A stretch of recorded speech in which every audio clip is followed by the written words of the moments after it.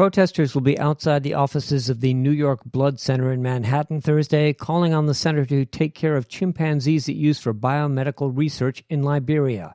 The chimps were used for 30 years. When that research ended a decade ago, the chimps were moved to a colony on islands near Monrovia, where the Blood Center continued to fund their care. But according to Kathleen Conley, Vice President of Animal Research at the Humane Society of the United States, last March the funding for that care was withdrawn. These chimpanzees would not be there if it weren't for their activities, and we are urging them to reinstate funding immediately. There were 66 chimps in the colony when the funding stopped. 2 have since died.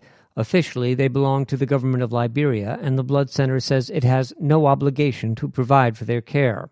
Conley says the Blood Center had committed to giving the chimps a lifetime of care, and when the funding stopped, they were in danger of dehydration and starvation. 5 of the 6 islands the chimpanzees are on did not have working water systems, and the chimps were only getting handed cups of water every other day and getting food every other day. The Humane Society stepped in, repaired the water system, and now the chimps are getting food and water every day at a cost of about $20,000 a month.